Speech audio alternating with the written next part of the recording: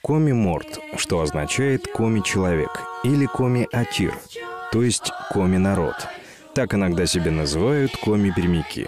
К слову, практически все представители этой национальности проживают в нашем крае. Их численность чуть больше 81 тысячи человек. Делятся они на несколько групп. Самая большая – северная. Это коми-пермяки, проживающие в Гаинском, Касинском и Качевском районах. И южные коми-пермяки из Кудымкарского и Юсвинского районов. Безусловно, что уже начиная с начала второго тысячелетия предки коми-пермяков уже составляют основу населения Северного Прикамья. Конечно, в истории коми-пермяков очень важным моментом был 15 век. Это период, когда, во-первых, коми-пермяки принимают христианство, и это определило тоже вектор их истории и культуры на многие столетия. Да? В этот же период земли коми-пермяков, Пермь Великая, входят в состав русского государства. Упоминаются коми-пермяки и в культовом энциклопедическом словаре Бракгауза и Эфрона. Коми-пермяки ростом ниже среднего. Волосы по преимуществу белокурые, русые или рыжеватые. Глаза серые. Лицо широкое. Этот народ хранит уникальные черты своей культуры и считается коренным населением Прикамья. Поэтому многие жители нашего края считают важным знать такое выражение, как «бурлун». Это приветствие по коми-пермяцки. Очень важный период для истории народа был в 20-е годы, да, когда на волне национальной политики, проводившейся советским государством, во-первых, создается литературная норма языка. Да, создается та письменная традиция, которой мы пользуемся до настоящего времени. Она прошла сложный путь со сменой алфавитов, но именно с этого времени начинает историю своей коми-пермяцкой письменности литература, хотя первые буквари еще были изданы в конце 19-го, начале 20 века. И в этот же период происходит создание административной единицы коми-пермяцкого автономного округа. Сейчас этот автономный округ входит в состав Пермского края и официально имеет статус Коми-Пермяцкий округ.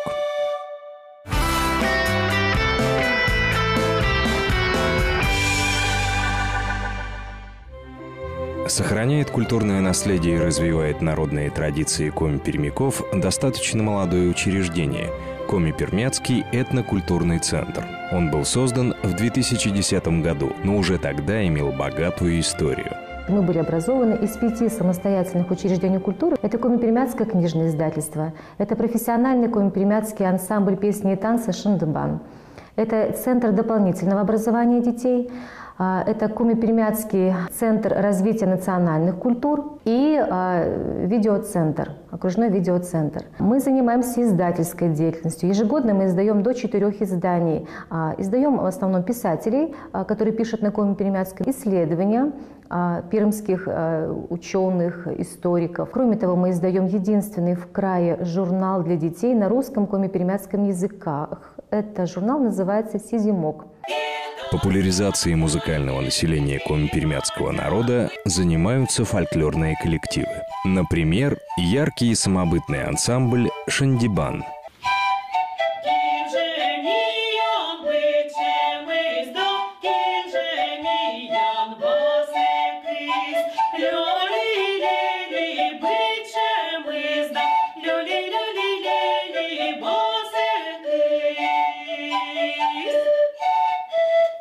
Школьники не отстают ни на шаг. Они, как молодое поколение, принимают эту фольклорную эстетику, чтобы продолжить передавать свое культурное наследие. Например, школьный ансамбль из села Архангельское «Полинок». Мы собираем, записываем у бабушек песни, пляски. Конечно, бабушек сейчас, носителей, осталось не так и много, но, тем не менее, мы стараемся что-то собрать новое, узнать. Кроме того, дети в ансамбле не только поют, они играют на музыкальных инструментах, на таких инструментах, как поляны, как сигудек.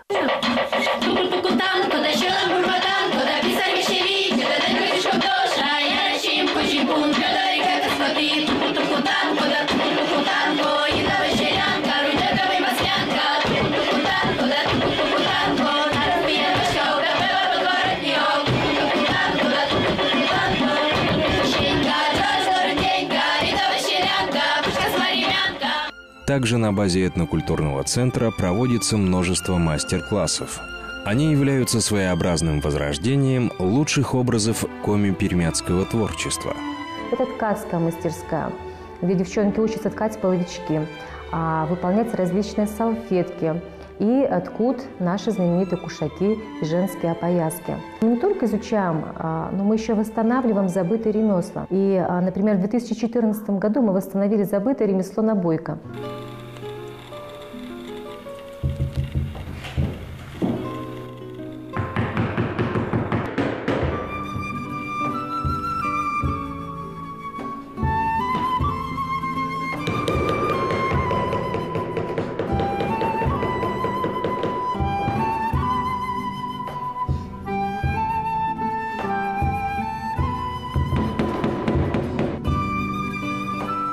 В этом году, кстати говоря, мы опять же восстановили забытое, утраченное ремесло. Это крошение тканей льняного холста аутентичным способом, то есть натуральными естественными красителями. Окрасили ткани и пошили небольшую коллекцию косоклинных глухих женских сарафанов.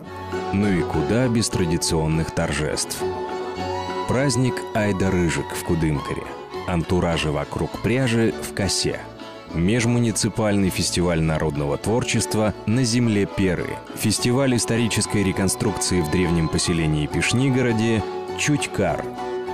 К слову, сохранение древних традиций коми-пермяцкого народа происходит не только официально. Многие обряды живы и в реальности среди жителей небольших поселений. Например, в селе Архангельское Юсвинского района.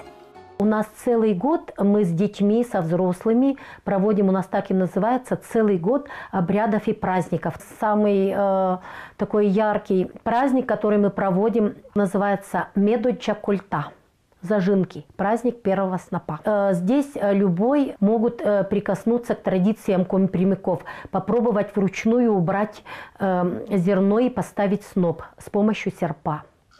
Еще практически в каждом поселении коми-пермяков существуют и свои святые, и завораживающие легенды. Благодаря одной из таких легенд в деревне Чинагард появилась деревянная скульптура разбойницы и хранительницы сокровищ Чине. Переводится Чинагард как «дом Чины». Очень много легенд про эту деревню. Вообще, по записям, эта деревня очень древняя. Это VI век. И очень много легенд об этой деревне, о том, что здесь все награбленное в эту деревню везли разбойники. Хранительницей вот всего награбленного была Чина.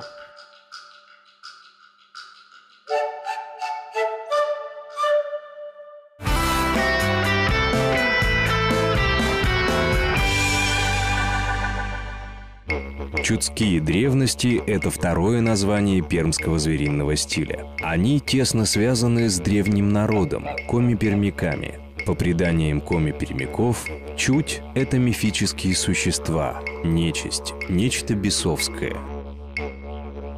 Но на самом деле, дошедшие до нашего времени металлические бляхи и другое культовое литье рассказывают нам о представлениях древнейших народов об устройстве нашего мира. А предметы пермского звериного стиля стали визитной карточкой нашего края. В особенности образ человека-лося, которого нигде, кроме как в наших краях, не встретишь.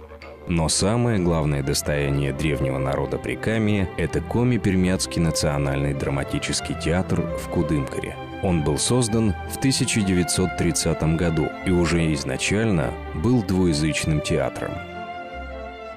Мы ставим спектакли, 7-8 спектаклей в сезон и один спектакль на коми-пермяцком языке. Театр несет миссию сохранения культуры, и это не пустые слова. Весь репертуар, который у нас звучит на коми-пермяцком языке, мы подходим к этому предельно избирательно. Я об этом всегда говорю. Что значит избирательно? То есть стараемся брать такой материал, который мы убеждены, что на национальном языке прозвучит интереснее, значимее, чем на русском языке.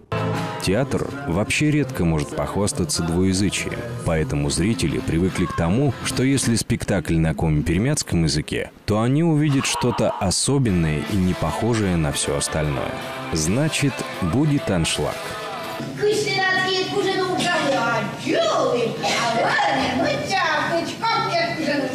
Кычты над кету жалы над жилы, а я не мычал кычты над копки, тут же не мычал.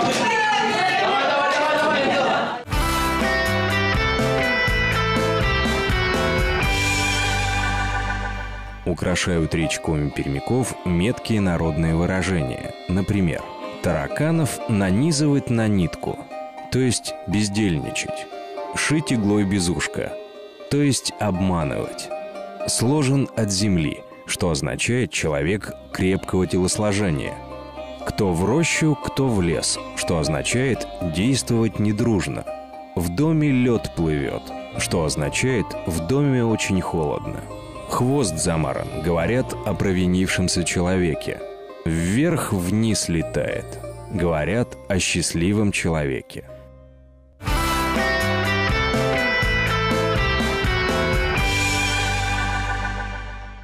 Лесной народ коми-пермяки издревле поклонялись деревьям, поэтому особое значение в народной кухне имеют лесные травы и дикоросы.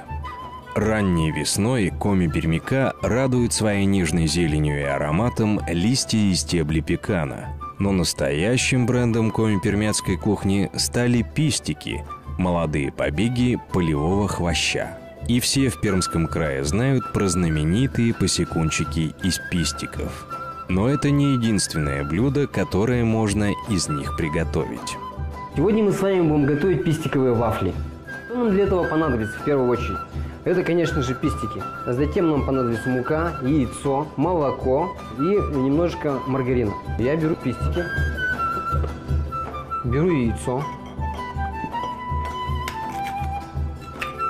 Когда я был маленьким, на самом деле, очень много раз слышал рассказов от бабушки про пистики. Как вообще мы выжили, можно сказать, наш народ. Благодаря вот этому чудесному растению мы выжили непосредственно в годы Великой Отечественной войны. Он очень богат микроэлементами, белками, богат витаминами. Вот и за счет этого наш народ, да, скажем так, не испытывал такого недостатка витаминов.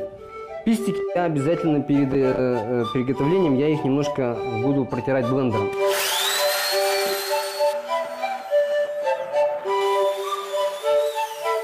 Добавляем немножко соли, еще немножко молока. То есть доведем такой до однородной массы. Добавляем муку, маргарин. Слегка его нужно будет, чтобы он у нас подтаял, за счет чего вафля будет пропекаться равномерно. И уже вот такими вот способами начинаем все это перемешивать в однородную массу. Мы делаем из пистиков, мы научились делать уже и десерты, пирожки пистиковые, супы, вторые блюда, просто под гранировочку какую-нибудь, чаи. Итак, наше тесто готово. Вот такой вот консистенция у нас она получилась. Начинаем печь вафли. Предварительно, конечно, нужно прогреть вафельницу. Вот так вот обильно мы прям мажем. Смазываем. И начинаем печь. В это время я хочу приготовить крем. Берем творожный сыр, сливки. Добавляем сливок. Можно добавить немножко перца. И начинаем вот так вот все мы это превращать в однородную массу. Так, наш крем готов. Итак, наши вафли готовы. Делим на такие части. И добавляем наш крем, дополняем наше блюдо. Ну и дополним это все зеленью. Коми-пермяки – один из древних народов мира. Его история писалась веками, и у любого жителя Пермского края есть отличная возможность приобщиться к этой культуре, почувствовать ее своеобразие, узнать традиции и отведать национальные блюда. Для этого нужно просто приехать в Кудымкар или другие города и поселения Коми-округа. Именно там вам с гордостью скажут: «Я здесь живу местом Ола».